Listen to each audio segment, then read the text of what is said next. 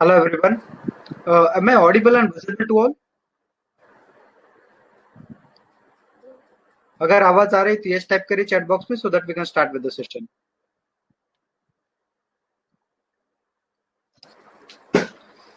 Am I audible and visible to all? अगर आवाज आ रही तो यस टाइप करिए so that we can start with the session. Okay, great. So it's audible to all. Raghav, Samir, Dipti, Yash, Ahmad. Okay. Okay, great. So see, आज का जो हमारा session है वो थोड़ा सा अलग है. Like means like it is not as always जैसे हम लोग हर बार करते हैं उस तरीके का नहीं है. आज हम लोग जो डिस्कस करने वाले हैं, हम लोग एज अ कस्टमर, अगर लेट्स से कि अगर मैं कस्टमर हूं तो मैं किस तरीके से सोचता हूँ. तो अभी जब मैं बहुत सारे कस्टमर से बात करता हूँ, कस्टमर अलग अलग होते हैं. जैसे कि अगर हम लोग किसी को डिजिटल कोर्सेज सेल कर रहे हैं तो उस तरीके के कस्टमर्स हैं. अगर हम किसी को ट्यूशंस बेच रहे हैं तो उस तरीके के कस्टमर्स. हम लोग किसी को बड़ा बिजनेस का कुछ प्रोडक्ट बेच रहे हैं तो उस तरीके के कस्टमर्स. अलग अलग टाइप के कस्टमर्स होते हैं. तो ये जो अलग अलग टाइप के कस्टमर्स होते हैं, तो ये लोग क्या सोचते हैं, किस तरीके के ऑब्जेक्शंस लेते हैं. तो ऑब्जेक्शन हैंडलिंग तो आसान होता है. मतलब ऑब्जेक्शन हैंडलिंग मतलब क्या होता है कि वो लोगों ने बोल दिया रेट ज्यादा है तो उसको कैसे निगोशिएट करना है. ये सारी चीजें मैं आज हम लोग डिस्कस नहीं करने वाले. मैं ये बताने वाला हूँ आज कि एज अ कस्टमर सोचता क्या है कस्टमर, और उसको किस तरीके से हम लोग रिलेट कर सकते हैं, या फिर किस तरीके से उसको दो ऑप्शन या तीन ऑप्शन देख के डिसाइड कर सकते हैं कि उसको किस तरीके से डिसीजन उसका लेना चाहिए. तो आज अगर लेट्स से कि अगर कल को आप जाके अगर कोई ट्यूशंस लेना चाहते हैं कहीं पे, या फिर कहीं पे जाके मीन्स लेट्स से कि अगर आपको आपका ट्यूशन चालू करना चाहते हैं, अगर ऐसा कुछ काम करना चाहते हैं, तो ऐसे केस में आप किस तरीके से आप उनके साथ में डील करोगे, वो आपको थोड़ा बहुत कुछ सीखने को मिलेगा. दूसरा, अगर आप कल को कोई अगर प्रोडक्ट, टेंजिबल प्रोडक्ट अगर कुछ सेल करना चाहते हो तो किस तरीके से डील कर सकते हैं, उसमें आपको कुछ आइडियाज आएंगे. तो ये जो रहेगा, जिस तरीके से मैं कस्टमर्स को डील कर रहा हूँ, जो मेरी केस स्टडीज है वो मैं आपके सामने रखूंगा. आपको आपके कोर्सेज के हिसाब से, आपको आपके प्रोडक्ट के हिसाब से उसको रिलेट करके समझना है और सोचना है कि आप किस तरीके से डील कर सकते हैं उनको. तो मैं कुछ केस स्टडीज दूंगा, वो हम लोग आज देखेंगे कि केस स्टडीज का मतलब होता है कि उनके अलग अलग ऑब्जेक्शंस किस तरीके से वो लोग सोचते हैं, और उसके ऊपर हम लोग हमारे प्रोडक्ट को किस तरीके से डील करने की कोशिश करते हैं. तो आप आपके प्रोडक्ट को उस हिसाब से रिलेट करने की कोशिश कर सकते हैं. तो ये हम लोग आज देखने वाले हैं. तो सबसे पहले हम लोग देखेंगे कि हम लोगों को केस स्टडी जो है सबसे पहला देखने की क्या जरूरत है. सबसे पहले हम लोग को समझने की जरूरत है कि हम लोगों को ऐसे केस स्टडी देखने की क्या जरूरत है. तो उसके पीछे कुछ रीजंस है कि हर बिजनेस का अपने एक ऑब्जेक्शंस होते हैं अलग अलग टाइप के. कुछ रियल होते हैं, कुछ फेक होते हैं, मतलब इरेलेवेंट भी हो सकते हैं. इरेलेवेंट का मतलब क्या होता है कि आपके प्रोडक्ट से कुछ रिलेट ही नहीं करते, आपके प्रोडक्ट से कुछ रिलेट नहीं करते, या फिर जिस तरीके का ऑब्जेक्शन होना चाहिए वैसा ऑब्जेक्शन ही नहीं, उसका कुछ अलग ही ऑब्जेक्शन है. ऐसे ऑब्जेक्शन हम लोग देखेंगे आज. कुछ कुछ अलग ही ऑब्जेक्शन है और वो कुछ रिलेट ही नहीं कर रहा आपके, आप जो बताने की कोशिश कर रहे हैं, या फिर वो जो समझने की कोशिश कर रहे हैं, वो जो प्रोडक्ट बाय करने की कोशिश कर रहे हैं, उसे वो रिलेट ही नहीं करता. तो ऐसी टास्क में ऐसी ऑब्जेक्शंस को हैंडल करना एक टास्क बन जाता है. तो इसको किस तरीके से हम लोग हैंडल कर सकते हैं वो हम लोग देखने वाले हैं. उसके अलावा जज कैसे करा जाए कि वो रियल में प्रॉपर ऑब्जेक्शन ले रहा है या फिर फेक ऑब्जेक्शन है. ऑब्जेक्शन आप तो जानते हैं ना सभी जन, ऑब्जेक्शन मतलब क्या होता है. ऑब्जेक्शन मतलब हम लोग जब किसी को कुछ सेल करने की कोशिश करते हैं, या फिर किसी को कुछ बेचने की कोशिश कर रहे हैं, किसी को कुछ कोर्स देने की कोशिश कर रहे हैं, तो ऐसे केस में वो कुछ क्वेरीज उठाता है कि अच्छा ये मुझे ये प्रॉब्लम लग रहा है आपके कोर्स में, या फिर मुझे ये इश्यूज लग रहा है. एग्जाम्पल के लिए हम लोग लेते हैं, पकड़ के चलिए कि आप किसी को ट्यूशन क्लासेस बेचना चाहते हैं, ट्यूशन बेचना चाहते हैं, तो वो बोलेगा कि मुझे आपको पहले डेमो देखना है, मुझे पहले जज करना है कि आप डेमो किस तरीके से देते हैं. तो ये बहुत ही वैलिड और एक्चुअल ऑब्जेक्शन है कि वो पहले देखना चाहता है कि आप कैसे सिखाते हैं, उसके बाद ही वो आपका क्लास ज्वाइन करेगा. तो वैलिड है, कोई प्रॉब्लम नहीं है. इसी से रिलेटेड कुछ रिलेवेंट ऑब्जेक्शन होता है, जैसे कि वो बोलेगा कि आपका डेमो वगैरह ले लिया, और डेमो लेने के बाद बोलेगा मुझे आपका डेमो बहुत पसंद आया, आप बहुत एक्सेलेंट लेवल के टीचर हो, मैं आप ही के साथ में जुड़ना चाहता हूँ, लेकिन मुझे अभी टाइम चाहिए डिसीजन लेने के लिए. मतलब वो जो बोल रहा है वो खुद ही को कॉन्ट्राडिक्ट कर रहा है. मतलब क्या हो गया कि आपका चीज उसको पसंद तो आ गया, लेकिन वो खरीद रहा नहीं है अभी. अगर वो नहीं खरीद रहा है तो उसके पीछे क्या रीजन है, ऐसा क्यों कर रहा है वो. तो वो सारी चीजें हम लोग कुछ समझने की कोशिश करेंगे आज के दिन में. तो ये जस्ट एग्जांपल के साथ में मैं आपको समझाने की कोशिश कर रहा था कि बहुत सारे पेरेंट्स होते हैं या फिर कस्टमर होते हैं, अलग अलग तरीके के ऑब्जेक्शंस लेते हैं, तो उस ऑब्जेक्शन को हम लोग किस तरीके से देख सकते हैं. ओके. तो चालू करने से पहले सबसे पहला जो है हम लोग देखने वाले ट्यूशन से रिलेटेड जब इंक्वायरीज आती है तो वो लोग हम लोगों को किस तरीके के ऑब्जेक्शंस उठाते हैं और उसको हम लोग किस तरीके से मैनेज कर सकते हैं। सॉल्यूशन हम लोग बाद में देखेंगे, पहले हम लोग देखेंगे ऑब्जेक्शन वो क्या उठाता है। ओके, तो वन बाय वन हम लोग डिस्कस करते हैं। और पेरेंट बहुत बार बोलते हैं कि we want to see the demo. Now see, the many of the parents want to see the demo class. Demo, seeing demo is not a bad idea. Means like seeing demo, identifying or judging the tutor is a good idea. But what happens? Demo means what? They'll be able to see one class, two class maximum as a demo. एक दो class में वो कितना जज कर पाएंगे teacher को। जब हम लोग कहीं पे टीचिंग करने के लिए जाते हैं, पर्सनल लेवल पर हो, कोचिंग क्लासेस में या कहीं पर भी हो, तो हम लोगों को एक रफ आइडिया तो लग जाता है कि टीचर जो है किस तरीके से पढ़ा रहा है, लेकिन बच्चे का इंप्रूवमेंट या फिर रिजल्ट जो है एक डेमो में पता नहीं चलता। तो मेरा सजेशन कैसे होता है हमेशा कि like instead of trying a demo, you take for full month. अगर आप पूरा महीना अगर ट्यूशन लेते हो तो यू गेट एन आइडिया, आपको आइडिया आ जाएगा कि किस तरीके से इंप्रूवमेंट हो रहा है, बच्चे में सचमुच कुछ डिफरेंस दिखाई दे रहा है क्या, वो सचमुच इंप्रूव कर पाएगा क्या। So instead of taking a demo class, if you will ask for a full month class, let's say कि एक महीना अगर पूरा आप ट्रायल अगर देख लेते हैं तो ऐसे केस में आपको बहुत ही बढ़िया अनुभव मिलेगा और बहुत ही बढ़िया तरीके से आप समझ पाएंगे कि किस तरीके से इंप्रूवमेंट बच्चे में हो रहा है। लेकिन ऑफकोर्स अगर एक महीने का अगर ट्रायल हम बोल रहे हैं तो फ्री में नहीं होगा, आपको एक महीने का कम से कम पे करना चाहिए। बिकॉज टीचर जो रहेंगे अगर एक महीना कुछ एफर्ट्स ले रहे हैं तो फ्री में नहीं करेंगे, तो आपको एक महीने का चार्जेस भी पे करना चाहिए और चार्जेस के साथ में आपको देखना भी चाहिए कि किस तरीके से इंप्रूवमेंट हो रहा है, सचमुच अगर मुझे कुछ बेनिफिट हो रहा है। तो पूरे साल का कमिटमेंट लेने की जगह पे कम से कम आपको एक महीने का ट्रायल जो है लेना चाहिए और एक क्लास में जज करने की जगह पे पूरा महीना आपको देखना चाहिए कि किस तरीके से सर्विसेज चल रहे हैं, किस तरीके से क्लास चल रहा है और कैसे कैसे इंप्रूवमेंट हो रहा है। ओके, दूसरा लोग बोलते हैं, parents sometimes says I like your demo but want some time to think. Now see I have seen many of the parent, बहुत सारे पेरेंट हम लोगों ने देखे हुए जहां पे हम लोग पेरेंट को जो है डेमो देते थे पहले, अभी नहीं देते लेकिन पहले डेमो देते थे। अब जब डेमो देते थे तो होता क्या था कि parent likes our teachers the way our teacher teaches, because we are a training company. हम लोग first of all we teach the teachers कि किस तरीके से ट्रेनिंग करना चाहिए, how to understand the students grasping power और accordingly teach them. We teach the teachers. तो जब हम लोग टीचर्स को सिखाते हैं तो after that they go to students place, they teach at personal level. जब वो पर्सनल लेवल पर सिखा रहे हैं तो ऐसे केस में व्हाट दे डू कि स्टूडेंट का ग्रास्पिंग पावर कैसा है उस तरीके से अपने टीचिंग स्टाइल को मॉडिफाई करके सिखाते हैं और सिखाने की वजह से टीचर्स स्टूडेंट को और पेरेंट को दोनों को भी पहला क्लास जो है हमेशा पसंद आता है। ऑफकोर्स आगे के क्लासेस भी पसंद आएंगे, लेकिन वो लोग करते क्या है कि पहला क्लास तो देख लेते हैं और पहला क्लास देखने के बाद आपका टीचर बहुत अच्छा है, बहुत ही अच्छी तरीके से सिखा रहा था, वो मैंने वहीं पे बैठ के देखा हुआ, ऐसे पेरेंट हमें बोलते हैं, वहीं पे बैठ के मैं देख रहा था कि किस तरीके से सिखा रहा था, हमें बहुत अच्छा लगा, लेकिन हमें कुछ टाइम चाहिए। अभी ये टाइम क्या पर्पज से लेते हैं I don't know, means like what is the purpose of asking for the time, I don't understand. But इस तरीके से टाइम जब लेते हैं तो इसमें होता क्या है, दो चीजें हो जाती है, एक तो आपने आपका खुद का टाइम भी खराब हो जाता है इससे, दूसरा टीचर का टाइम भी वेस्ट हो जाता है। और बहुत बार जब आप मल्टीपल, इसका एक पर्पज और एक होता है कि वो लोग जो है मल्टीपल टीचर्स के साथ में डेमोज रखते हैं। जैसे कि अभी एग्जाम का टाइम है, अभी लॉकडाउन के बाद बहुत सारे स्कूल कॉलेजेस तो खुल चुके हैं और खुलने के बाद अभी फिजिकल एग्जाम भी होने वाले हैं और ऐसे केस में बहुत सारे जो स्टूडेंट्स हैं अभी अभी ट्यूशन लगाना चालू कर रहे हैं और अभी एग्जाम है 2-3 महीने में, 2-3 महीने में अगर एग्जाम है तो ऐसे केस में जब वो लोग 4-5 टीचर्स से अगर डेमो ले रहे हैं तो ऐसे केस में होता क्या है कि इसका ट्रायल ले रहा है, उसका ट्रायल लेना है, उसका ट्रायल लेना है, मल्टीपल टीचर्स का ट्रायल लेते हैं और end of the day they get confuse कि कौन बेटर था। और सबके बाद में वो लोग उनका कंक्लूजन जो है उसी तरीके जगह पर लाकर खड़ा कर देते हैं कि सबसे सस्ता कौन है।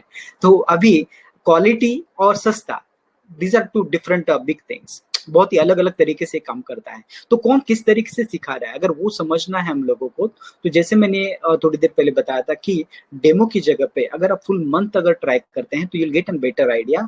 और ये जो समय होता है ना, तो समय स्टूडेंट के लिए भी इंपॉर्टेंट है, टीचर के लिए भी इंपॉर्टेंट है। तो ऐसे केस में आपको क्या करना चाहिए, instead of taking time to think, you think first and then take a demo. मतलब आप पहले सोचिए कि आपको डेमो लेना चाहिए क्या, और डेमो अगर लेना है तो बातों से पहले जज करिए कि कौन सा टीचर बेहतर है, कौन सा इंस्टीट्यूट अच्छा है, किसके साथ में मुझे जाना चाहिए।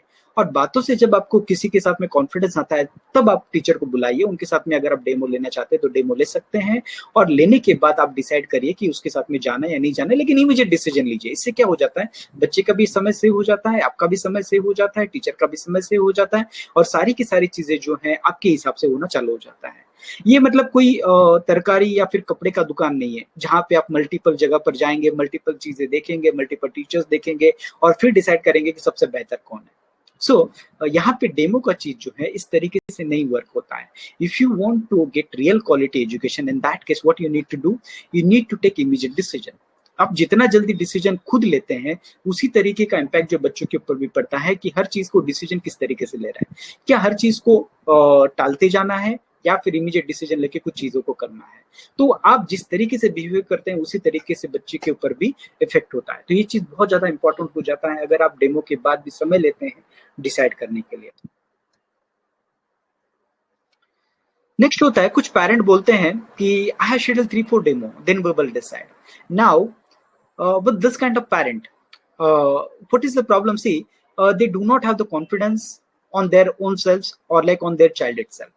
What happens कि अगर वो बच्चे के साथ में पहले ही 3-4 लोगों के साथ में ऑलरेडी उन्होंने डिसाइड करा है कि हम 3-4 लोगों के साथ में देखेंगे, अभी आपका एग्जाम का टाइम है, आपको अभी इमीडिएट डिसीजन लेना चाहिए, आप टाइम खराब नहीं कर सकते कि इसके साथ में लिया उसके साथ में लिया फिर वो दूसरा एक टीचर आता है नहीं आता है। डेमो के साथ में मैक्सिमम टाइम क्या हो जाता है, जब हम लोग डेमो के लिए किसी को बोलते हैं तो डेमो शेड्यूल, अगर हम लोग पर्सनल लेवल पर अगर कोचिंग करवा रहे हैं और अगर आप होम ट्यूशन के लिए बुला रहे हैं किसी को, तो जरूरी नहीं है कि डेमो वाला हर टीचर आ जाएगा। सबसे पहला चीज तो ये हो जाता है because he is not getting paid for that demo class, so there are less chances that he will come, that is the first thing. Second thing, आप अगर मल्टीपल टीचर्स को बुला रहे हैं तो स्टूडेंट कंफ्यूज हुए जा रहा है कि किसके साथ में पढ़ना चाहिए, कौन बेहतर है। बच्चे का अभी का जो क्रूशियल टाइम है, ऐसे समय में अगर आप इतना ज्यादा डेमोज अगर उसके साथ में करवाते हो तो आपका समय जो वेस्ट होता है। तो वो समय को अवॉइड करने के लिए instead of taking multiple tutors or multiple demos, what you must do, first of all have a telephonic conversation with the institute or the teacher and then decide who's the best and take at least one class, that is more than sufficient to understand first। ऐसे भी एक class में वैसे भी आप जज नहीं कर पाते टीचर को, तो you can take full month and then decide कि किस तरीके से आपको इंप्रूवमेंट मिल रहा है, किस तरीके से चीजें हो रही है, and then accordingly you can take a call for the further next academic years। और अगर आपका कोई इंपॉर्टेंट साल है जैसे कि बोर्ड एग्जाम्स वगैरह हैं, तो ऐसे केस में तो मैं सजेस्ट करूंगा कि आपको जो भी बेहतर लगता है पहले क्लास में आप उसी के साथ में कंटिन्यू करिए instead of taking multiple tutors और मल्टीपल डेमोस। उसके बाद लोग कुछ बोलते हैं कि I have low budget.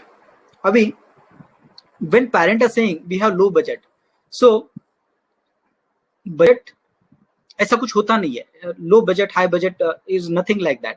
Whenever we getting certain quality, let's say कि अगर मार्केट में आपको पता है कि एक चीज का रेट जो है ये, जैसे कि पकड़ के चले कि example per hour rate 500 per hour है, फॉर एग्जांपल मार्केट रेट है 500 पर आवर।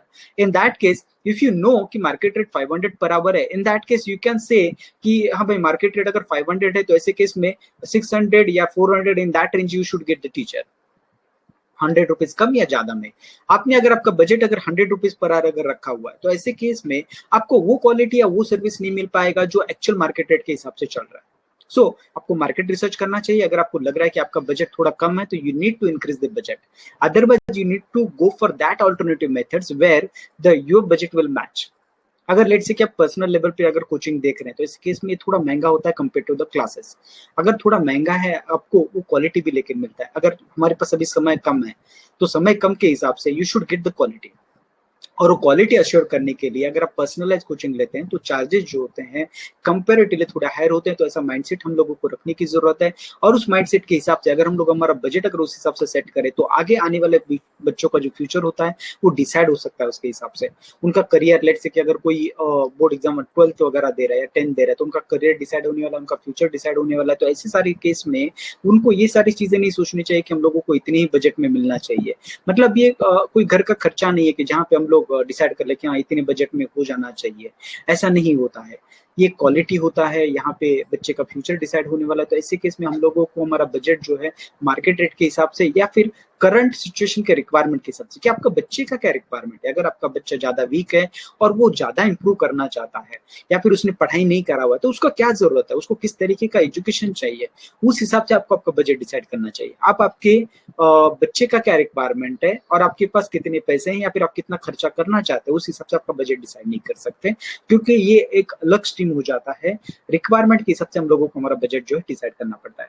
तो अगर आपका बजट कम है तो आप उस हिसाब से कुछ देख सकते हैं। अगर आपका बजट आपको बढ़ाने की जरूरत है बच्चे के रिक्वायरमेंट के हिसाब से, अगर बच्चा ज्यादा वीक है तो थोड़ा बजट बढ़ाना पड़ेगा। बच्चे का प्रिपरेशन बहुत अच्छा हो चुका है, थोड़ा बहुत कुछ हेल्प की जरूरत है, तो इंस्टेड ऑफ टेलिंग देम कि बजट कम है, you can take the lesser number of classes and get the quality education. तो इस तरीके से भी आप वर्कआउट कर सकते हैं अगर आपका बजट कम है।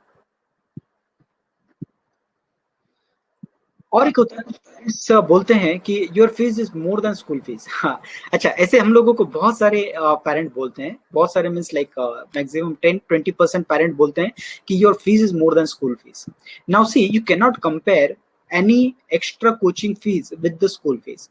स्कूल फीस का तो जाने दीजिए, when you are going for the degree, let's say कि अगर हम लोग आगे जाते हैं, अगर आप प्लेन बीकॉम कर रहे हैं या फिर प्लेन बीएससी कर रहे हैं, ऐसा कुछ कर रहे हैं, तो ऐसे केस में आपको साल का लगभग 500-600 रुपए देना पड़ता है। लेकिन अगर वही आप एक्स्ट्रा कोचिंग के लिए अगर जाते हैं तो आपको कम से कम 60-70 हजार रुपए, 1 लाख रुपए तक पे करना पड़ता है। तो ऐसे केस में यू कैन नॉट कंपेयर कि आपका स्कूल या कॉलेज का क्या फीस है और एक्स्ट्रा कोचिंग वाले क्या फीस चार्ज कर रहे हैं। अगर स्कूल में इतना ज्यादा क्वालिटी अगर आपको मिल पाता तो ऐसे केस में एक्स्ट्रा कोचिंग का आपको जरूरत नहीं पड़ता। वो पहला चीज हो जाता है। दूसरा क्या है, एक्स्ट्रा कोचिंग वाले जो एक्स्ट्रा एफर्ट्स लेते हैं, एक्स्ट्रा एफर्ट्स मतलब बच्चे को किसी भी तरीके से रिजल्ट लाने की कोशिश करते हैं, तो इसीलिए वो चार्जेस जो होते हैं ऑटोमेटिकली थोड़ा ज्यादा बढ़ जाते हैं। और एक रीजन होता है कि एक्स्ट्रा कोचिंग वाले एक्स्ट्रा फीस क्यों चार्ज करते हैं, बिकॉज आप जो है स्कूल वालों को, बहुत ही कम पेरेंट होते हैं जो स्कूल वालों को जाके पूछते हैं कि हम लोगों का बच्चे का रिजल्ट नहीं आ रहा है, आप बच्चों को अच्छे से पढ़ा नहीं रहे, हम लोगों को समझ में नहीं आ रहा है। बहुत कम पेरेंट ऐसे जाके पूछते हैं, लेकिन मैक्सिमम जो पेरेंट होते हैं वो स्कूल एक्स्ट्रा कोचिंग वाले जो होते हैं उन्हीं को ब्लेम करते हैं, या फिर उन्हीं को जाके पूछते हैं कि हमारे बच्चे का रिजल्ट नहीं आ रहा है, तुम किस तरीके से परफॉर्म कर रहे हो, किस तरीके से बता रहे हो। ये सारी चीजें जो होती हैं ये इसलिए बताना जरूरी है, क्योंकि आप अगर स्कूल के फीस को और एक्स्ट्रा कोचिंग के फीस को अगर कंपेयर करेंगे, then you will not get the quality education. Because when extra coaching you are asking from someone, और लेट्स से कि अगर आप पर्सनल लेवल पे अगर किसी को पूछ रहे हो तो ऑफ कोर्स आपके स्कूल के फीस से उनका फीस ज्यादा होगा, क्योंकि पर्सनल लेवल पर आके करवा रहे हैं। स्कूल में तो 60-70 बच्चे बैठते हैं, इतने सारे बच्चों का जो भी फीस होगा उसके कंपैरिजन में अगर आप पर्सनल कोचिंग की फीस अगर कंपेयर करोगे तो आपको ऑटोमेटिकली जो है उसका फीस एक्स्ट्रा ही पे करना पड़ेगा। तो आप उससे कंपेयर नहीं कर सकते कि आपके स्कूल का फीस कम है और एक्स्ट्रा कोचिंग का फीस ज्यादा है। आपको एक्स्ट्रा कोचिंग का फीस ज्यादा देना जरूरी है। Also, some parents says, I want to type directly with the tutor. See, like this, I'm talking about the personalized coaching. Whenever we are sending tutors for the personalized coaching, or whenever we are talking with the parent कि हम लोग आपको personal coaching के लिए teachers भेज रहे हैं, तो ऐसे केस में बहुत सारे पेरेंट क्या बोलते हैं कि I don't want to go by agency और with the institute, I want direct tutor and I'll want to directly deal with the tutor. Now in this case, I just want to tell you कि late से अगर कोई tutor आपके पास आ जाता है, direct tutor आ जाता है, तो ऐसे केस में बीइंग अ ह्यूमन, मतलब ह्यूमन होने की वजह से क्या वो बीमार पड़ सकता है, उसको कुछ इमरजेंसी आ सकता है, तो ऑफ कोर्स आ सकता है। वो हमारे ट्यूटर के साथ में भी हो सकता है, या फिर अगर आप किसी डायरेक्ट ट्यूटर को अगर हायर करते हैं तो उनके साथ में भी हो सकता है। अगर ऐसा कुछ हो जाता है तो ऐसे केस में बच्चे का स्टडी जो है वो कंप्लीटली इफेक्ट हो जाता है, बहुत ही बुरी तरीके से इफेक्ट हो जाता है। उनको कुछ भी ऑल्टरनेटिव ऑप्शन अवेलेबल नहीं होता अगर आपने किसी डायरेक्ट ट्यूटर के साथ में टाइप करा होगा और आपका बच्चे का स्टडी अगर किसी एक ही टीचर के ऊपर डिपेंड होता है। तो अगर आप किसी इंस्टीट्यूट के साथ में, एजेंसी के साथ में अगर जाते हैं, तो ऐसे केस में बेनिफिट क्या हो जाता है कि अगर एक टीचर के साथ में कुछ हादसा हो जाता है या फिर कुछ अगर इमरजेंसी उनका आ जाता है, वो नहीं अटेंड कर पाते आपका क्लास उस समय पर, ऐसे केस में आपके पास एजेंसी वाले या फिर इंस्टीट्यूट वाले जो होते हैं ऑल्टरनेटिव ऑप्शन इमीडिएटली खड़ा कर सकते हैं। अभी एग्जाम के टाइम, क्रूशियल टाइम पे अगर आपका ऐसा नहीं होना चाहिए, लेकिन अगर गलती से आपने जो टीचर रखा हुआ है वो अगर टीचर बीमार हो जाए तो ऐसे केस में आपके को लास्ट मोमेंट पे कहीं पे यहाँ वहां पे दौड़ना पड़ेगा। तो अगर ये अवॉइड करना चाहते हैं तो ऐसे केस में instead of going for the personalised tutor mean direct tutor, if you are asking tutor from some agency, of course they'll be charging some commission, of course they'll be asking for some commission, लेकिन उनके पास network होता है। Network होने की वजह से होता क्या है कि उनके पास इतनी ज्यादा टीचर्स अवेलेबल होते हैं। पहली बात तो उन लोगों ने अगर कोई अच्छी एजेंसी होती है तो ऐसे केस में व्हाट दे डू, वो लोग क्या करते हैं, जैसे कि अभी बहुत सारी एजेंसीज होती हैं कि जो लोग बहुत ही वेरीफाइड ट्यूटर्स रखते हैं, उसके बाद उनको ट्रेन करवाते हैं, जिसे हम लोग भी हमारे टीचर्स को ट्रेन करवाते हैं, हम लोग वेरीफाई करते हैं। अभी हम लोग लास्ट 12 साल से अगर इंस्टीट्यूट चला रहे हैं तो ऐसे केस में हमारे पास जितने भी टीचर्स हैं सारे के सारे इस तरीके के टीचर्स हैं कि जो सालों से हमारे साथ में काम कर रहे हैं। That is first thing. Second thing कि जिनका रिव्यू बाकी के बच्चों से अच्छा आता है, we give first preference to that teachers. उन टीचर्स को हम लोग फर्स्ट प्रेफरेंस देते हैं। तो ऐसे केस में होता क्या है कि you have more chance to get the quality tutor, because हमारे पास सेट होने की वजह से, सेट ऑफ द टीचर्स होने की वजह से हमारे पास चांसेस ज्यादा होते हैं कि आपको ज्यादा क्वालिटी टीचर्स मिले। तो ये इंस्टीट्यूट के साथ में बेनिफिट है। लेकिन अगर आप किसी टीचर्स के साथ में होते हैं तो अगर लेट से कि उसमें बिगिनिंग के कुछ टॉपिक अच्छे पढ़ा दें और बाद में के टॉपिक्स में अगर वो कहीं पे अड़ जाए या फिर अगर कुछ इश्यू हो जाए तो इन दैट केस में आप स्टक हो जाएंगे। तो ऐसे केस में आप अगर इंस्टीट्यूट के साथ में होते तो इंस्टीट्यूट वालों को बता सकते हो कि ये टीचर के साथ में मुझे सूट नहीं हो रहा है, और like I am not able to understand with this teacher. Initially certain topics he taught properly, but बाद में के जो टॉपिक्स हैं he is not able to cope up, he or she not able to teach properly, or my child is not able to understand with that particular tutor. In that case आपको institute वाले जो immediate replacement करवा सकते हैं, दूसरा tutor दे सकते हैं जो आपको बचे हुए टॉपिक अच्छी तरीके से करवा सकते हैं। तो अगर इस तरीके के मल्टीपल ऑप्शंस अगर आपके पास हो तो आपका एजुकेशन कहीं भी रुकेगा नहीं और अच्छी तरीके से आपको डिलीवरी मिल सकता है। और दूसरा इंपॉर्टेंट चीज कि इंस्टीट्यूट वाले जो है मार्केट रेट के हिसाब से आपको बेस्ट नेगोशिएटेड रेट में ट्यूटर प्रोवाइड कर सकते हैं। अगर आप किसी डायरेक्ट ट्यूटर के साथ में जाते हैं तो ऐसे केस में पॉसिबिलिटी ये हो जाती है कि वो मोनोपोली क्रिएट कर सकता है और इस तरीके से आपको चार्ज कर सकता है कि कुछ ज्यादा भी चार्ज कर सकता है, क्योंकि वो मार्केट रेट के हिसाब से नहीं जाएगा, उसका खुद का डिसीजन होगा वो कितना भी चार्ज कर सकता है। लेकिन इंस्टीट्यूट के साथ में ऐसा नहीं होता, उनको मल्टीपल ट्यूटर्स के साथ में डील करना पड़ता है। तो इसलिए वो लोग इस तरीके का फीस स्ट्रक्चर बना के रखते हैं कि जो मार्केट रेट के हिसाब से हो, रिजनेबल टू पेरेंट और reasonable to the tutor as well. इस तरीके का स्ट्रक्चर बना के रखते हैं जो आपको एक्स्ट्रा बेनिफिट मनी वाइज ही नहीं लेकिन क्वालिटी वाइज और बच्चे के बेनिफिट के हिसाब से दिलवा सकता है। So this all benefits if you go with the institute. एक बोलते हैं पेरेंट कि I don't want to pay in advance. Some parent do not want to pay in advance. Now see the problem when you are not paying with in advance means parents in the safer hand, parents are in safer space we can say. उसमें होता कैसे है कि when the parents are not paying in advance means उनको कभी भी chance है कि वो टीचर को कभी भी मना कर सकते हैं, या फिर अगर उन्होंने कहीं पे कोचिंग लगाया हुआ है तो ऐसे केस में वो कभी भी उनको मना कर सकते हैं और उनके साथ में जरूरी नहीं है कि कंटिन्यू करे लंबे समय तक। तो इसमें हो क्या जाता है कि बच्चे का नुकसान होने के चांसेस ज्यादा है। बच्चे के नुकसान इसलिए टीचर के नुकसान होने के ज्यादा चांसेस है। इसके पीछे रीजन ये होता है कि वो लोग आपके भरोसे कोई और काम नहीं लेते, और कोई अगर और काम नहीं लेते तो उनका स्लॉट जो है, आपने जैसे ही मना करा तो उनका स्लॉट जो वो वेकेंट रह जाता है और नहीं उनके पास दूसरा कोई काम आता है, नहीं आप भी उनको वो काम दे पाते हैं क्योंकि आप उनको मना कर चुके होते हैं।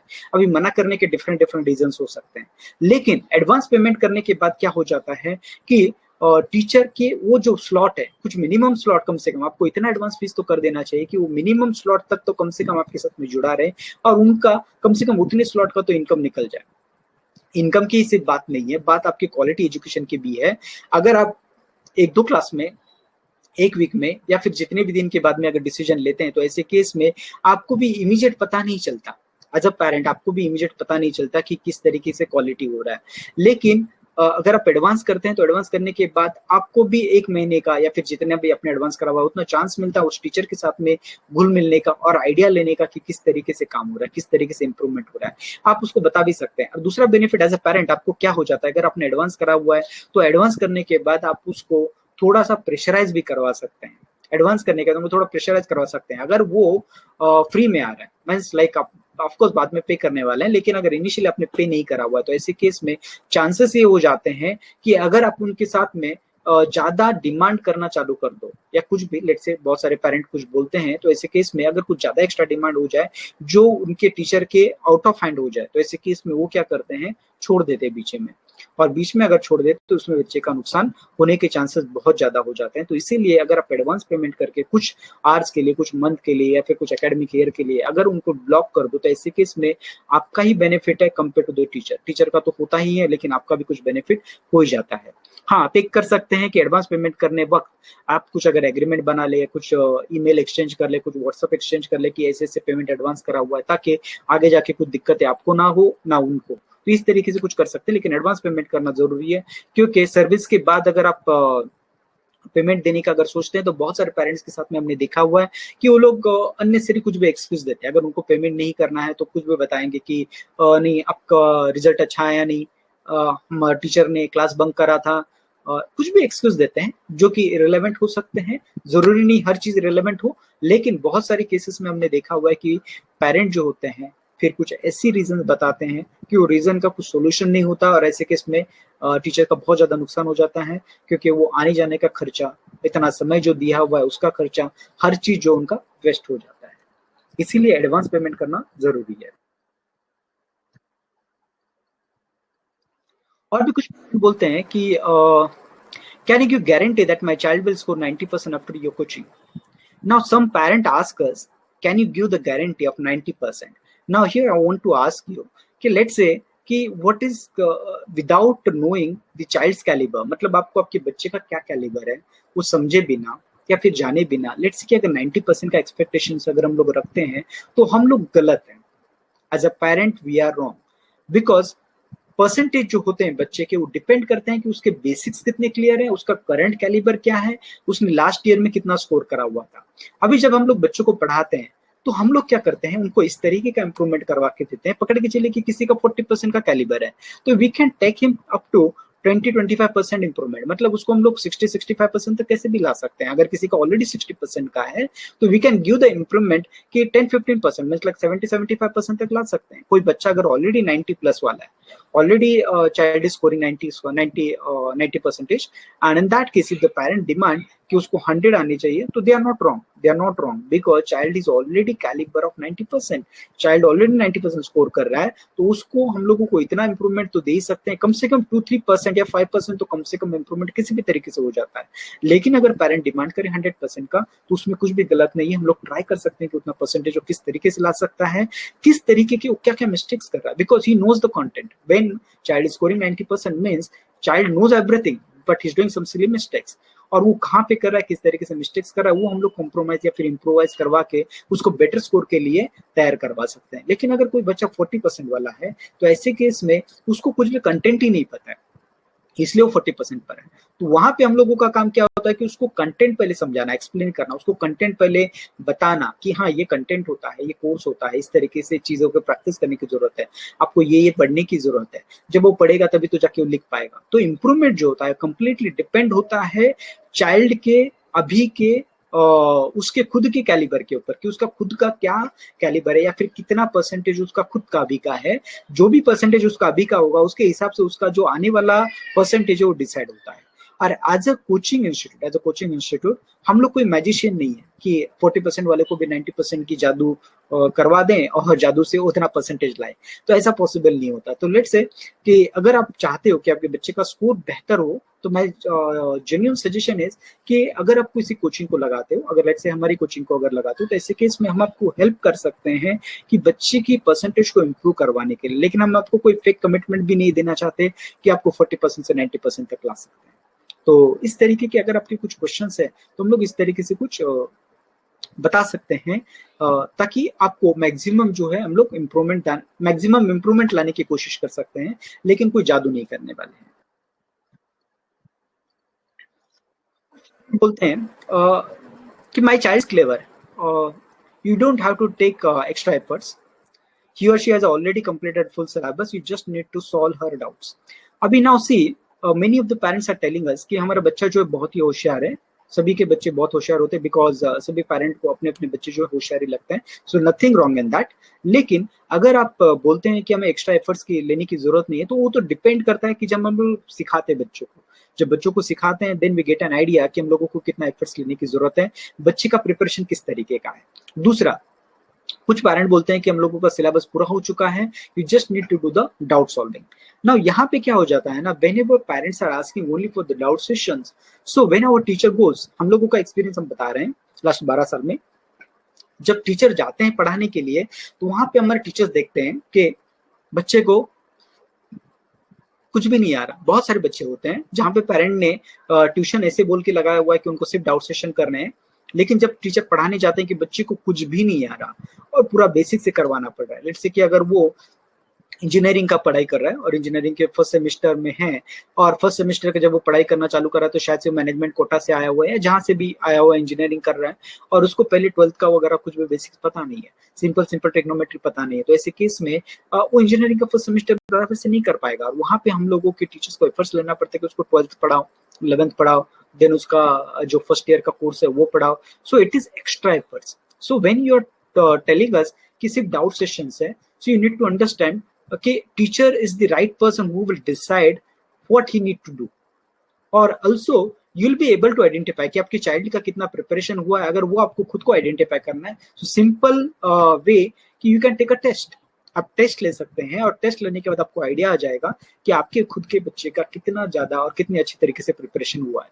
और अगर आपको लगता है कि हाँ वो आपके टेस्ट में, हाँ लेकिन वो जो जेन्युइन होना चाहिए, अगर आपके टेस्ट में वो बहुत बढ़िया लेवल से अच्छी तरीके से परफॉर्म कर रहा है तो इन दैट केस आपको वो स्कोर दिखाना चाहिए टीचर को, ताकि टीचर को आइडिया आ जाए कि अच्छा इस तरीके से उसका ऑलरेडी बैकग्राउंड है, तो ज्यादा एफर्ट्स की शायद से उनको जरूरत ना पड़े।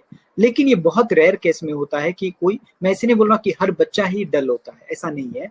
बहुत सारे बच्चे ऐसे भी होते हैं कि सचमुच उन्होंने पूरा पढ़ाई करके रखा हुआ रहता है और वो डाउट्स निकाल के रखते हैं, बकायदा क्वेश्चन मार्क करके रखते हैं कि ये क्वेश्चन नहीं आ रहे हैं।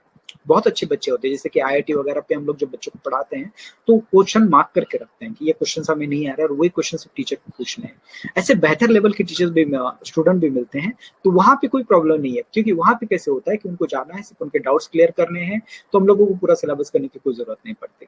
तो ऐसे केस में ठीक है, लेकिन जो आप बताने की कोशिश करते हैं कि नहीं हमारे बच्चे को सब कुछ आता है, बहुत ही अच्छे तरीके से हमारा बच्चा ऑलरेडी सारा प्रिपरेशन करके बैठा है और सिर्फ डाउट्स करने हैं, तो ये कई बार रॉन्ग भी हो सकता है। तो ये आपको खुद को जज करना चाहिए। खुद को जज करने के बाद अगर आप बताते हैं तो ऐसे केस में वो ज्यादा बेहतर होता है टीचर को भी उस हिसाब से उनको पढ़ाने के लिए, और उस हिसाब से हर चीज को स्ट्रक्चर करने के लिए कि कैसे पढ़ाना है, कैसे शेड्यूल करना है, क्या करना है, हर चीज। बोलते हैं कि my child is clever, you don't have to take extra efforts. Okay, this already we have seen. हाँ, और पेरेंट क्या बोलते हैं, some parents says my child is clever but you need to push him little bit, he or she will not do by him or herself। in lockdown they forgot basics। अब इसका मतलब क्या होता है कि many of the parents they have not studied, मतलब उन्होंने किया नहीं है खुद से। लॉकडाउन की वजह से भी, लॉकडाउन में ऐसा माहौल था कि all the children were at home, सभी बच्चे घर पे होने की वजह से होमी माहौल था। होमी माहौल मतलब पेरेंट भी घर पर, बच्चे भी घर पर, हर कोई घर पर। तो ऐसे केस में पिकनिक वाला इन्वायरमेंट था, हम लोगों ने ऑब्जर्व करा हुआ है। तो पिकनिक वाला एनवायरनमेंट होने की वजह से बच्चों ने पढ़ाई नहीं करा हुआ है। अभी 8 महीने अगर बच्चे कुछ भी पढ़ाई नहीं करते या फिर थोड़ा बहुत अगर पढ़ भी लेते हैं, तो ऐसे केस में पॉसिबिलिटी बहुत ज्यादा है कि उनके बेसिक्स भूल चुके हैं। अभी मेरे पास, हमारे पास मतलब जितने भी बच्चे आते हैं एक्स्ट्रा कोचिंग के लिए, तो 80% से ज्यादा बच्चे जो है वो पूरी तरीके से भूल चुके हैं बेसिक्स, पूरी तरीके से बेसिक भूल चुके हैं। तो ऐसे केस में हम लोगों को उनका पहले बेसिक करवाना, और बेसिक करवाने के बाद हम लोगों को उनको एक्चुअल स्टडी जो वो करवाना है। अभी पुश करने का मतलब क्या है, पेरेंट बोलते हैं कि हमारा जो बच्चा है वो, आपको थोड़ा बहुत सिर्फ पुश करने की जरूरत है, खुद से सारी चीजें पढ़ लेता है, आपको सिर्फ पुश करने की जरूरत है। अभी पुश करने का मतलब क्या हो जाता है कि बच्चे खुद से नहीं बैठ रहे हैं, पेरेंट के साथ में नहीं बैठते, खुद भी पढ़ाई नहीं करते, और उसके पीछे रीजन भी वैलिड है, क्योंकि अभी लॉकडाउन का समय कुछ ऐसा था कि जहाँ पे उनका ऐसी सारा एनवायरमेंट हो चुका है, फिर ऐसी सारी चीजें हो चुकी है कि जहाँ पे उनका मन नहीं लग रहा, अभी पढ़ाई में मन नहीं लग रहा तो बैठते नहीं है। अभी एग्जाम आ रहा है सर पे, तो थोड़े टेंस तो है कि मेरा पढ़ाई नहीं हुआ है, तो वो प्रेशर में आ जाते हैं लेकिन पढ़ते नहीं है। तो ऐसे केस में वहां पे हम लोगों को उनको पुश करने की जरूरत पड़ती है। तो डेफिनेटली हमारे जो टीचर्स होते हैं, हम उनको हेल्प करते हैं पुश करने के लिए, और पुश करके उनसे करवा के लेते हैं। तो ये सारी चीजें जो हम लोग करवा के लेते हैं, और अगर वो इस कुछ मंथ में अगर कुछ भूल भी गए हैं तो उनको फिर से वो बेसिक क्लियर करवाना, फिर उनसे करवा के लेना, ये सारी चीजें जो हम लोग करते हैं बच्चों के साथ में, ताकि बच्चों को जो है इंप्रूवमेंट मिले और उनका बेनिफिट हो सके एग्जाम में खास करके। तो हम लोगों का हमेशा ऐसा प्रयास रहता है कि कितना बेटर हम लोग बच्चों के लिए क्या कर सकते हैं। दूसरा होता है, अभी पेरेंट बोलते हैं कि कैन यू शेयर, और एक पेरेंट का क्वेश्चन होता है, can you share your existing students contact, I want to ask him about your services. Now when we are trying to talk with the parent, so some of the parent has some trust issue means like they want to check the services, like how we are going to provide the services और किस तरीके से हम लोग services provide करते हैं. In that case, now see, we have and you should have, we have data privacy policy. Data privacy policy के under में हम लोग क्या करवाते हैं कि हमारा जो डेटा, हमारे पास जितने भी बच्चे आते हैं, स्टूडेंट आते हैं, उनका डेटा हम लोग किसी के साथ में भी शेयर नहीं करते. अभी उसके पीछे रीजन क्या हो जाता है कि डेटा हम लोगों ने शेयर कर दिया. अभी हमारे पास जितने भी लीड्स आते हैं मैक्सिमम ऑनलाइन होते हैं, कुछ रेफरेंस होते हैं, लेकिन अगर उस डेटा का कुछ मिसयूज हो जाए तो ऐसे केस में we will be in trouble. So that's the reason we do not share the data. That is the first thing. और उसके पीछे और भी कुछ reason. Initially when we started with institute, so we used to share the data. हम लोग share कर देते कि ये स्टूडेंट है हमारा एग्जिस्टिंग, इनसे बात करके देख लो कि हम लोग किस तरीके के सर्विसेज दे रहे हैं. लेकिन वहां पे इशू क्या होता था कि जब when we are sharing the number, so parent wants to directly tie up with the tutors those who are teaching to that particular student. मतलब क्या हुआ कि एक स्टूडेंट है, हमने इसका रेफरेंस दिया, अभी इस बच्चे के पास जो भी टीचर्स आ रहे हैं, ये पेरेंट उस बच्चे को बता रहे हैं कि उनके जो टीचर है उनका नंबर शेयर करें इनको, और they don't want to go with the institute. मतलब उनको इंस्टीट्यूट के साथ में नहीं जाना है. इतना सारा चीज करने के बाद they want to get the number from that particular student and want to directly have a tutor. That is the first thing they want to do. Second, कुछ ऐसे केसेस हमारे पास आए कि instead of asking about the services, they ask कि fees कैसे charge करा था, कितना फीस अपने पे करा था, किस तरीके से अपने पे करा था. बस रिलेवेंट क्वेश्चंस हो जाते हैं. इससे हो क्या जाता है कि all the parents are reputed. अभी when we are giving the personalized coaching, तो ऐसे केस में हमारे पास जितने भी पेरेंट होते हैं, कुछ रेप्यूटेड पेरेंट होते हैं, क्योंकि हम लोग जो है फीस कंपेरेटिवली ज्यादा चार्ज करते हैं. तो हायर मिडिल क्लास, ऐसे हम लोग बोल सकते हैं, हायर मिडिल क्लास या हाई क्लास हमारे पास ज्यादा करके स्टूडेंट्स होते हैं. तो ऐसे स्टूडेंट्स अगर डेटा शेयर करने के बाद अगर वो दूसरा पेरेंट, एक पेरेंट को अगर परेशान करता है, तो ऐसे केस में our service will be impacted. हमारा सर्विस जो है इम्पैक्ट हो जाता है. नेक्स्ट टाइम शायद से वो पेरेंट हमसे ट्यूशन ना ले. तो ये सारी चीजों की वजह से हम लोग डेटा शेयर नहीं कर सकते. तो दो रीजन है, पहला डेटा प्राइवेसी की वजह से, और दूसरा इशू ऐसा है कि पेरेंट जो है रिलेवेंट क्वेश्चन पूछने की जगह पे इरेलेवेंट क्वेश्चंस ना पूछे. ये सारे रीजंस की वजह से हम लोग जो है डेटा शेयर नहीं करते. हाँ, लेकिन आपको किस तरीके का हमारा सर्विस है अगर वो जानना है, तो ऐसे केस में हमारे वेबसाइट के ऊपर, गूगल के ऊपर और हर जगह पर हमारे कुछ रेटिंग्स हैं. आप रेटिंग्स कभी भी चेक कर सकते हैं. रेटिंग्स चेक करने के बाद हमारे पास कुछ रिकॉर्डेड वीडियोस भी हैं बहुत सारे हमारे स्टूडेंट के, तो वो भी आप देख सकते हैं. तो आपको आइडिया आएगा कि हम लोग किस तरीके के सर्विसेज प्रोवाइड करते हैं. So you will get an idea कि सर्विस किस तरीके का है from that, instead of talking to the student directly. So these all options are available instead of talking to the student. Now these all were the case studies, or we can say the objections which parent used to ask us and we used to deal in the such a way. हम लोग किस तरीके से उनको answer कर सकते हैं वगैरह, ऐसे कुछ रिलेटेड हम लोगों ने भी कुछ क्वेरीज देखी. अभी हम लोग कुछ ऐसे केस स्टडीज देखेंगे जो रिलेट करते हैं बिजनेसमैन से रिलेटेड, जॉब सीकर से रिलेटेड, या फिर जो लोग कुछ पैसे कमाना चाहते हैं, लेकिन पैसे कमाने के लिए उनके साथ में अगर उनको कुछ अपॉर्चुनिटी मिल जाए, तो अपॉर्चुनिटी मिलने के बाद वो किस तरीके के ऑब्जेक्शंस लेते हैं और उसको किस तरीके से हैंडल करना चाहिए, या फिर हम लोगों को क्या क्या चीजें उनके सामने रखनी चाहिए, हम लोग कैसे उसको हैंडल कर सकते हैं, वो हम लोग देखने की कोशिश करते हैं. So you get an some idea. अभी ये ट्यूशन से रिलेटेड नहीं है, it is related to some course, learning digital courses हो, बड़ा बिजनेस हो, इस तरीके से कुछ चीजें हैं, उससे रिलेटेड कुछ हम लोग कैसे कर सकते हैं इसको. Lot I want to earn lot, ready to do hard work, but don't want to invest. अभी बड़ा बिजनेस से प्रोडक्ट से कुछ रिलेट करता है. जैसे कि अभी बड़ा बिजनेस के प्रोडक्ट हम लोग लोगों को सेल करने की कोशिश करते हैं. We our team and also personally also I sometimes I try कि जब मैं लोगों से बात करता हूं तो what I get an idea, because see like whenever I am talking to the people, so I should know first of all myself कि लोग क्या बात कर रहे हैं, तभी तो मैं लोगों को समझा सकता हूँ कि आपको इस तरीके से ऑब्जेक्शन को हैंडल करने की जरूरत है. तो अगर मुझे एक्सपीरियंस है तभी मैं सामने वाले को बता सकता हूँ. तो इसलिए जब मैं बात करता हूँ, I take a trial call and then I understand कि लोग बहुत सारे ऐसे बोलते हैं कि मुझे बहुत सारा पैसा कमाना है, मैं हार्डवर्क करने के लिए रेडी हूँ. एक कस्टमर था जो कि मेरे पीछे पड़ गया था कि आप मुझे किसी भी तरीके से बड़ा बिजनेस से ज्वाइन करवा दो, और मैं बहुत बड़ा फैन हूँ विवेक बिंद्रा जी का, मैं उनके बहुत सारे वीडियोस देखता हूँ, मैं उनको 3 साल से फॉलो कर रहा हूँ, लेकिन मैं इन्वेस्ट नहीं कर सकता. अभी देखिए कोई भी बिजनेस अभी अगर हम लोग चालू कर दें, कोई भी बिजनेस ले लो, तो बिजनेस में बहुत सारी कैटेगरीज होते हैं। Categories for example accounting, marketing, sales, product manufacturing, उसके बाद प्रोडक्ट डिजाइनिंग, फिर रिसर्च एंड डेवलपमेंट, लीगल, ऐसे बहुत सारे डिपार्टमेंट होते हैं। फिर फीडबैक होता है, कस्टमर सर्विस होता है, ऐसे बहुत सारे डिपार्टमेंट होते हैं। तो इतने सारे डिपार्टमेंट कोई भी बिजनेस को रन करने के लिए जरूरत पड़ती है। अभी अगर इस तरीके का कोई बिजनेस अगर हम लोग चालू करते हैं, तो हम लोगों को सिंपल सा एग्जांपल ले लेते हैं। एक मिनिमम कोचिंग क्लासेस आपको चालू करना है। अगर मिनिमम कोचिंग क्लासेस अगर आपको चालू करना है, तो ऐसे केस में आपको कम से कम 5 से 6 लाख का इन्वेस्टमेंट लग जाएगा। 5 से 6 लाख का इन्वेस्टमेंट करने के बाद उसका आउटकम कितना आएगा? आउटकम कितना आएगा? आपने जब इन्वेस्टमेंट करा, इन्वेस्टमेंट करने के बाद आप बच्चे ढूंढने जाएंगे, मार्केटिंग वगैरह करेंगे। मार्केटिंग का मतलब आपको रिकरिंग खर्चा भी है। 5 लाख तो इनिशियल फिक्स एसेट का खर्चा है आपको, बेंचेस, बोर्ड, क्लासरूम का रेंट, ये सारी चीजें हैं। उसके बाद अगर आप उसको ये करते हैं, रिकरिंग अगर खर्चा देख ले, 6 महीने का आपको सर्वाइवल चाहिए होता है, कम से कम 6 महीना आपका बिजनेस हिले बिना चल सके। तो अगर आप रिकरिंग खर्चा देखें तो महीने का आपको 50-60 हजार रुपए तो आराम से लग जाता है। आपको रेंट देना है, आपको टीचर का खर्चा देना है, आपको मार्केटिंग का खर्चा देना है, आपको लाइट बिल भरना है, आपको स्टेशनरी यूज करना है, ऐसे बहुत सारे खर्चे होते हैं।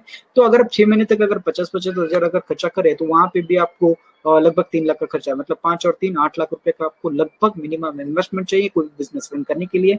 और 6 महीने के बाद आपको 2 ऑप्शन है, 2 पॉसिबिलिटीज, ऑप्शन में 2 पॉसिबिलिटीज है। एक आपका बिजनेस सक्सेस हो जाएगा और दूसरा ऑप्शन है कि आपका बिजनेस फेल हो जाएगा। अगर आपका बिजनेस सक्सेस हो जाए तो आप मंथली लगभग 50,000 से 1 लाख रुपए तक कमा सकते हैं, राइट।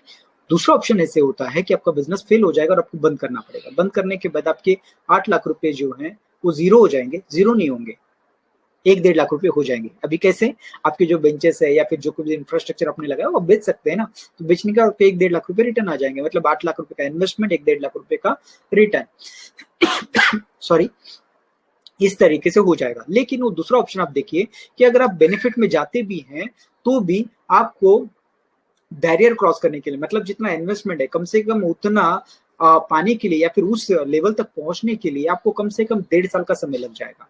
मतलब उतना अर्निंग करने के लिए आपको 1.5 साल का समय लग जाएगा। ये था बिजनेस का background. Now my point is, when people are saying I do not have money to invest, in that case अगर इस तरीके का कोई बिजनेस अगर बिना इन्वेस्टमेंट के कर सकते हैं, तो वो तो करना पहली बात पॉसिबल नहीं है। दूसरा, अगर इन्वेस्टमेंट अगर आप करके चालू भी करते हैं तो ऐसे केस में इतना बड़ा रिस्क है उसके अंदर, तो आप नहीं पैसे ढंग से कमा पाएंगे, नहीं आप कितना भी हार्डवर्क कर लो उसके बावजूद भी आपका जो एक्चुअल बिजनेस चालू होता है वो 1.5-2 साल के बाद एक्चुअल में आपको रिटर्न देना चालू कर देता है, जहां पे आप बहुत ही बढ़िया लेवल से इनकम को जनरेट कर सकते हैं। लेकिन अगर मैं बड़ा बिजनेस की बात करूं तो यहाँ पे जो लोग इन्वेस्ट करते हैं, पकड़ के चले कि उन्होंने आईबीसी ज्वाइन कर लिया, आईबीसी ज्वाइन करने के बाद उनको कुछ 78,000 के आसपास कुछ पे करना है, including service tax. 18% service tax है गवर्नमेंट का, तो इंक्लूड करके इतना पे कर दिया। पे करने के बाद पहले महीने से उनको चांस मिल जाता है कि 1-2 लाख रुपए आसानी से कमा ले। लेकिन वहां पे वो कमाने के लिए ऑफकोर्स उनको खुद को एफर्ट्स लेने की जरूरत है। लेकिन बड़ा बिजनेस की जो ट्रेनिंग मॉडल्स हैं इस तरीके के कि जो हम लोग लाइफ टाइम तक एक्सेस कर सकते हैं, यहाँ पे मैं उनको प्रमोट करने की कोशिश नहीं कर रहा हूँ, मैं जस्ट बताने की कोशिश कर रहा हूँ कि इस तरीके से यहाँ का इन्वेस्टमेंट काम में आता है कि हम लोग बढ़िया लेवल से इनकम जनरेट कर सकते हैं कोई भी बिजनेस की जगह पर। और अगर आपके पास कुछ भी इन्वेस्ट करने के लिए नहीं है और इन्वेस्ट ही नहीं करना चाहते तो आप जॉब कर सकते हैं, आपको बिजनेस करने की जरूरत नहीं है। क्योंकि जॉब भी एक ऐसा मीडियम है जहां पे बिना इन्वेस्टमेंट का कुछ हो सकता है। अदरवाइज अगर आप कोई भी छोटा मोटा बिजनेस भी अगर करना चाहते हो तो इन्वेस्टमेंट जरूरी है। तो ये बड़ा बिजनेस का प्रोडक्ट कैसा है कि मिनिमम इन्वेस्टमेंट और रिटर्न्स का गारंटी है, कम से कम कुछ ना कुछ मिल जाएगा। लेकिन अपने कोई भी बिजनेस में, पर्सनल बिजनेस में चांसेस बहुत ज्यादा कम हो जाते हैं। दूसरा, पर्सनल बिजनेस में हम लोगों को जो रिटर्न मिलते हैं वो 10-15% मिलते हैं, लेकिन हम लोग अगर इनकी बात करें तो हम लोगों को यहाँ पे रिटर्न 25% to 40% तक के रिटर्न मिलने के चांसेस हो जाते हैं। I want lot ready to do hard work but don't want to invest. अभी जस्ट मैंने जो एग्जांपल दिया वो यहाँ पे लागू हो जाता है। मुझे इन्वेस्ट नहीं करना है, मैं हार्डवर्क करने के लिए रेडी हूँ। अगर आपको इन्वेस्ट ही नहीं करना है then you will not be able to start any business, you can do the job. Want to start business without investment, ऐसा कोई भी बिजनेस नहीं है कि जो बिना इन्वेस्टमेंट के कर सकते हैं। मतलब इन्वेस्टमेंट ही नहीं करें और बिजनेस चालू हो जाए। तो मुझे बहुत सारे लोग ऐसे बोलते हैं कि मुझे बिजनेस करना है लेकिन मैं इन्वेस्टमेंट नहीं करना चाहता, तो बिना इन्वेस्टमेंट का कोई बिजनेस है क्या? तो ऐसा तो कोई बिजनेस नहीं होता है, वो जॉब होता है। हाँ, ये क्वेश्चन वैलिड होता है कि सम पीपल से कि 80,000 रुपये 70-80,000 इन्वेस्टमेंट इज वेरी हाई। जैसे कि अगर मैं बड़ा जस्ट मैं I am taking one example बड़ा बिजनेस का, अगर आप लेट से कि मेरे डिजिटल कोर्सेज की अगर बात करें तो इट्स हार्डली 2,500-3,000 के रेंज में हर कोर्स में सेल करता हूँ, तो that is not a big cost, वो तो मैनेजेबल हो जाता है। उसके बाद अर्निंग अपॉर्चुनिटी कितना होता है वो डिपेंड करता है कि हम लोग कितना खुद एफर्ट्स देते हैं, उसके ऊपर भी डिपेंड करता है।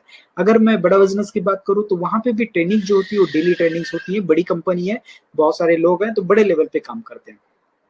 बड़े लेवल पे काम करने के लिए उनके पास भी खुद के पास भी बहुत बड़ा इन्वेस्टमेंट लगा हुआ रहता है। जैसे कि पकड़ के चलिए कि कोई इनके साथ में जुड़ रहा है एज एन आईबीसी जुड़ने के लिए अभी जो भी वो एक आदमी के पीछे खर्चे हैं वो ये कि उनको कोर्स प्रोवाइड करना है, उनको ट्रेनिंग देना है, उनके पीछे जो मैन पावर लगा हुआ है वो उनको वेबसाइट बना के देना है, उनको चैनल पार्टनर देना है, या फिर नियर बाय के जो कस्टमर सपोर्ट भी उनको जो देना है, ये सारी चीजों के पीछे खर्चा लगा हुआ है। तो ये खर्चा कवर करने के लिए ये लोग जो है चार्ज करते हैं, इन्वेस्टमेंट मांगते हैं, लेकिन उसके एवज में इतनी सारी चीजें भी दे देते हैं कि जो हम लोगों को लाइफ टाइम तक एक्सेस उसका मिल जाता है और उसके बावजूद हम लोगों को अर्निंग का चांस मिल जाता है। So that is the best part when we connect with the बड़ा business. I need to ask my child sister husband, ये बहुत सारे बिजनेसेस में होता है, इट्स नॉट अबाउट ओनली बड़ा बिजनेस डिजिटल कोर्सेस और कोचिंग क्लासेस और एनीथिंग। ये सभी जो लोग बोलते हैं कि मुझे जो है मेरे सिस्टर से पूछना है, हस्बैंड से पूछना है। तो यहाँ पे क्या हो जाता है ना कि whenever we are selling a product or whenever we are pitching a product to the person, we must keep in mind कि we are talking to a right person। पहले देख लीजिए कि वो पैसे देने वाला है क्या। दो तरीके के लोग होते हैं, एक एंड यूजर होता है और दूसरा कौन होता है, एक डिसीजन मेकर होता है। मतलब एंड यूजर जो होता है वो खरीदेगा खुद ही और खुद ही यूज करेगा, और दूसरा डिसीजन मेकर होता है। उसका मतलब क्या हो जाता है कि वो खुद डिसीजन तो लेने वाला है लेकिन खुद यूज नहीं करने वाला। एग्जाम्पल ट्यूशन, अभी एंड यूजर कौन है, बच्चा है उसका, लेकिन डिसीजन मेकर कौन है, उसका पेरेंट है। तो उसका पेरेंट जो डिसीजन लेगा उसके बच्चे के लिए। तो अभी जिसको कंज्यूम करना है उसको कन्विंस करने की जगह पे जो डिसीजन मेकर है उसको कन्विंस करना जरूरी है। So that is the first part we need to keep in mind. Also बच्चे के मम्मी पापा दोनों जन है, अभी मम्मी पापा में डिसीजन मेकर कौन है, कौन स्ट्रांग है, ये पहले समझना जरूरी है। तो जब हम लोग बच्चे से बात करते हैं या फिर पेरेंट्स से बात करते हैं तो विल गेट एन रफली आइडिया कि इसमें डिसीजन मेकर कौन हो सकता है। पकड़ के चलिए जो पैसे के बारे में पूछ रहा है, पैसे के बारे में, सर्विसेज के बारे में अगर कोई पूछ रहा है, हम लोगों के पास बहुत बार ऐसे हो जाता है कि उसकी मम्मी बोलती है कि हमारे बच्चे को ऐसा चाहिए, वैसा चाहिए, ये चाहिए, वो चाहिए, पैसे की बात ही नहीं करेगी। तो समझ जाने का कि she is only asking about the services means she is not decision maker because she is not going to invest जो उसके हस्बैंड करने वाले हैं। तो आप जब एंड में उससे बात करते हैं तो विल गेट एन आइडिया कि वो घुमा फिरा के फिर बोलेगी कि मेरे हस्बैंड से फीस के बारे में बात करना पड़ेगा। तो आपको बेस्ट क्या चीज होता है, इनको तो कन्विंस करना ही पड़ता है आपको, सबको उनके वाइफ को कन्विंस करना जरूरी है, क्योंकि वो इमोशनली अटैच है उसके बच्चे के साथ में। और इमोशनली जब अटैच है बच्चे के साथ में तो ऐसे केस में आप उसको अगर ऐसे कुछ ऑफर्स या फिर ऐसी कुछ चीजें अगर बता रहे हो जो उसके बच्चे के लिए जरूरी है, तो ऐसे केस में वो उसके हस्बैंड को कन्विंस कर सकती है, उसके हस्बैंड को कन्विंस कर सकती है। लेकिन बहुत सारे केसेस में ऐसे हो जाते हैं कि हस्बैंड वाइफ का सुनते नहीं है, तो ऐसे केस में you need to talk to the husband only directly कि वो डिसीजन भी ले ले, वो सारी चीजें खुद ही डिसाइड कर ले। तो ये जब हम लोग बातें करते हैं तो यू नीड टू अंडरस्टैंड कि किससे बात करनी है, या फिर बेस्ट आइडिया ऐसे होता है कि दोनों से बात कर लो ताकि सामने सामने जो है दोनों के साथ में डिसीजन हो जाए। आपने बहुत सारे महिंद्रा या फिर ऐसा कुछ हॉलीडे की पैकेजेस के बारे में कभी आपको कॉल आया होगा कि हम लोग हॉलीडे पैकेजेस बेच रहे हैं।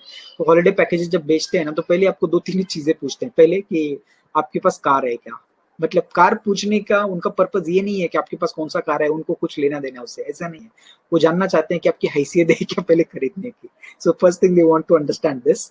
और दूसरा दूसरा वो लोग क्या बोलते हैं कि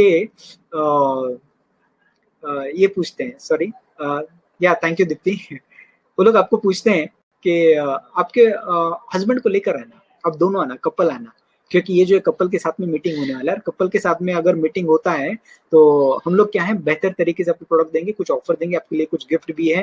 आपकी वाइफ के साथ में अगर आते हैं तो हम आपको 2 दिन का कुछ फ्री हॉलीडे देने वाले हैं, ऐसे कुछ भी बोलते हैं, देखिए कुछ भी बोलते हैं। ऐसे जब बोलते हैं सो उसके पीछे रीजन क्या होता है पता है, बिकॉज दे अंडरस्टैंड कि अगर 2 जन अगर आते हैं, अगर हस्बैंड और वाइफ अगर आ रहे हैं तो they take the decision immediately, they can take the decision immediately. अगर हस्बैंड आ जाए ना तो रीजन देगा कि मुझे वाइफ को पूछना है, और वाइफ अगर आ जाए तो बोलेगी कि मुझे हस्बैंड को पूछना है।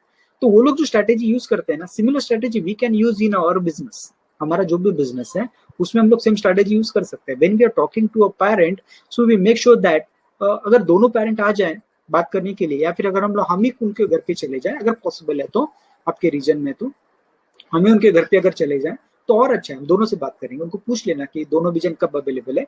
हाँ, लेकिन अगर आप उनके घर पे जा रहे हैं तो आपका मार्जिन उतना होना चाहिए तभी जाके, otherwise let's say if you are selling 500, 300 और 400,000 रुपीज का product, in that case it is difficult to go and pitch for that 1,000 rupees product.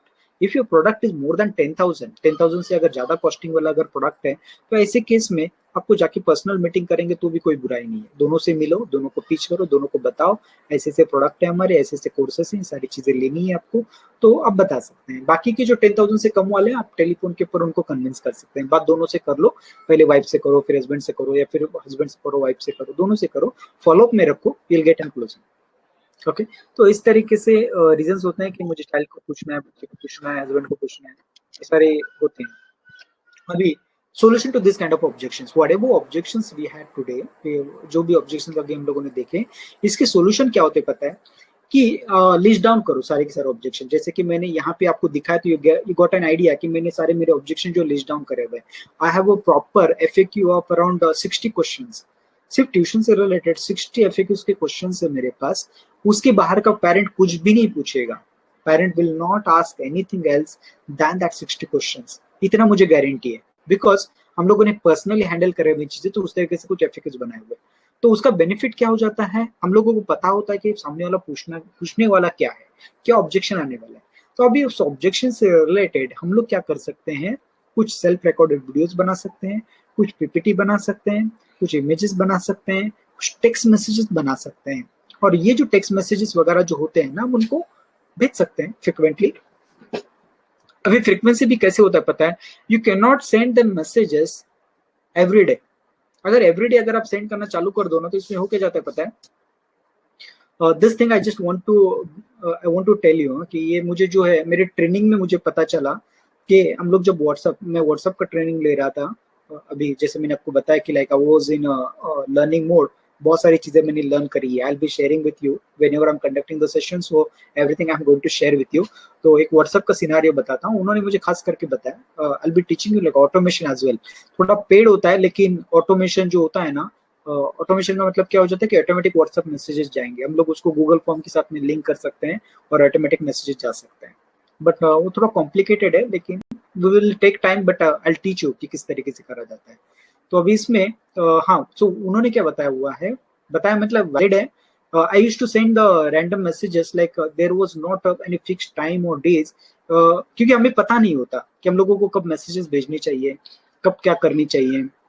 तो यहाँ पे उन्होंने जब रिसर्च करके देखा हुआ है, तो व्हाट दे आर सेइंग कि अगर आप डेली मैसेजेस किसी को व्हाट्सएप भेज रहे हो ना, कितना भी आपका कंटेंट अच्छा हो, सामने वाला बंदा पढ़ता नहीं है, उसको पढ़ता नहीं है। तो इसको अवॉइड करने के लिए आपको क्या करना चाहिए मालूम है, वीक में 1 से 2 मैसेज, उससे ज्यादा नहीं भेजना है। 1 से 2 मैसेजेस अगर आप मार्केटिंग पर्पज से कर रहे हो, इसको हम लोग नर्चरिंग बोलते हैं। नर्चरिंग मतलब क्या हो जाता है कि हम लोग उसको पका रहे हैं।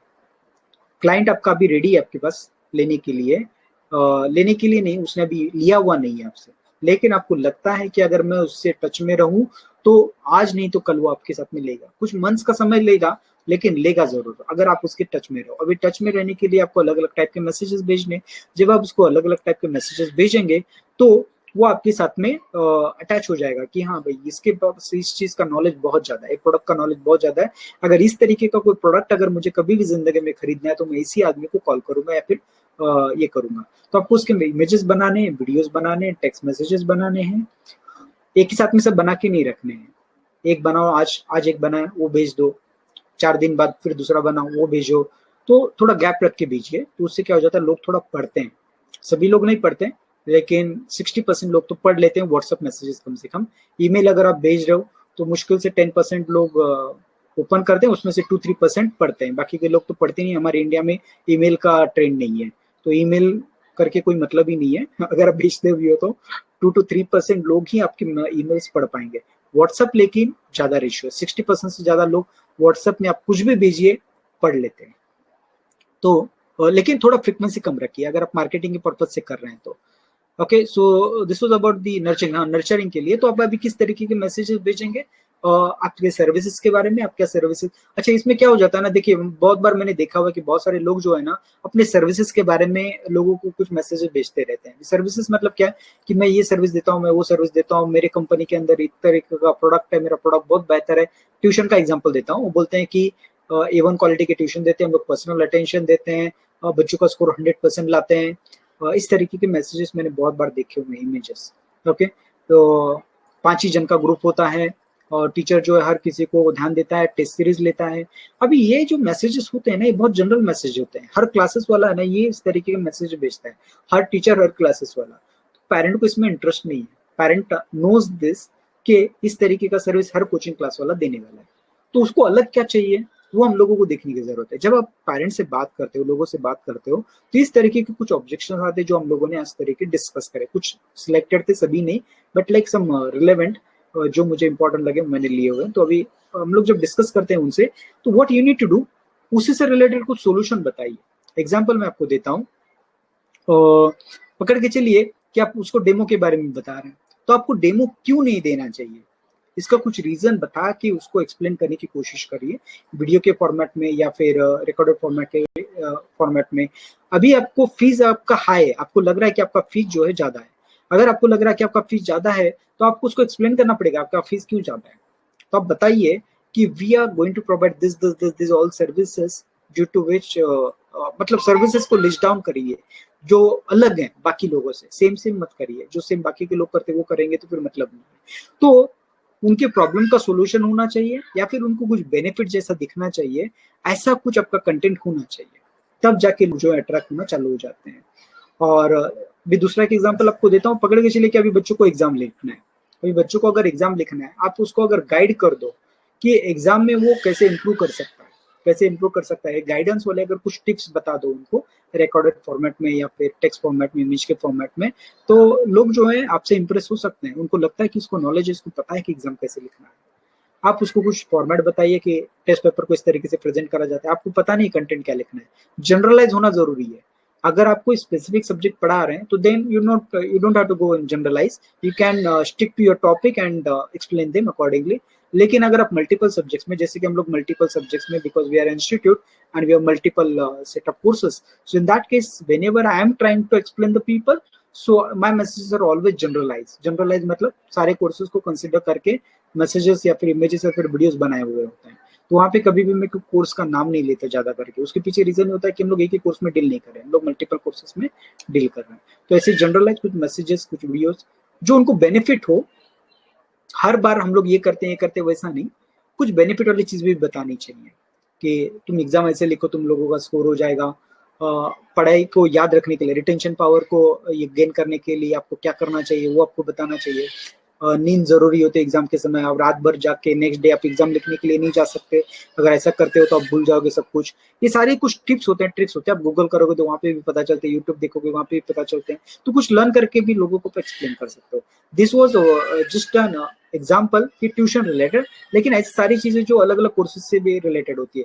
आप कोई प्रोडक्ट बेच रहे हो, पकड़ के चलो आप साड़ी बेच रहे हो, तो आपकी साड़ी में बाकी के क्लोथ वालों से क्या अलग है वो आपको बताना जरूरी है।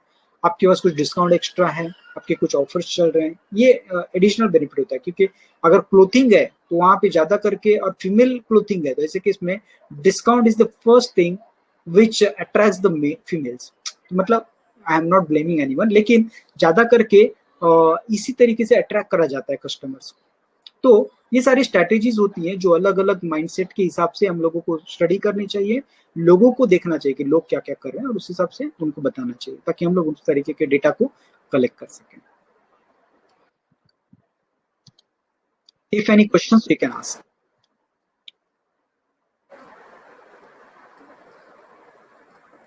हाँ, और एक फीडबैक वगैरह आप दे सकते हैं अगर आपके उस रिकॉर्डेड फीडबैक है या फिर टेक्स्ट फॉर्मेट में फीडबैक है। अभी मेरे पास बहुत सारे व्हाट्सएप के ऊपर पॉजिटिव फीडबैक्स होते हैं, सो आई फ्रेम देम और वही मैं लोगों को फॉरवर्ड कर सकता हूँ। कुछ रिकॉर्डेड वीडियोस हैं वो भी मैं लोगों को फॉरवर्ड करता हूँ। इनफैक्ट हम लोगों के जो टेस्टिमोनियल्स वो भी मैंने रिकॉर्ड करके बहुत सारे मेरे वेबिनार्स में मैं यूज करता हूँ।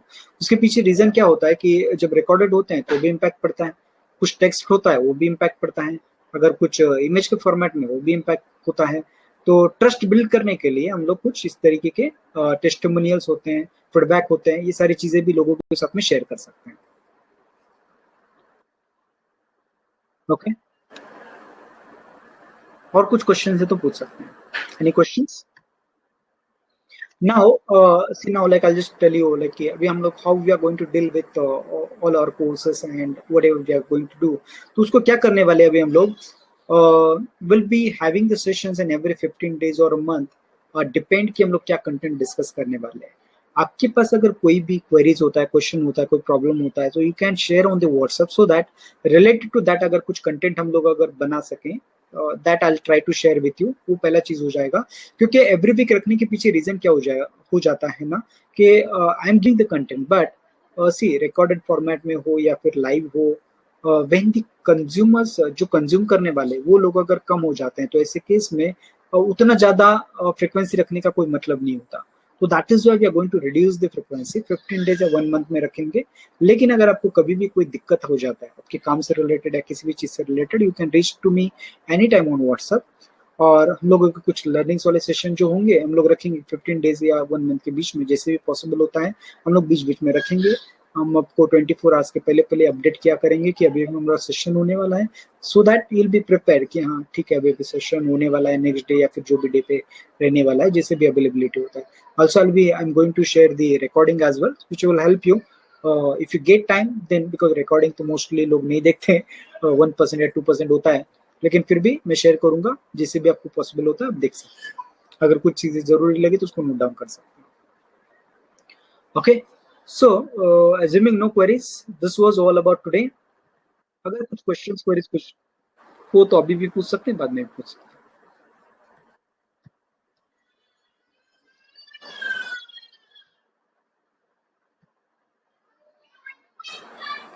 Okay, no questions?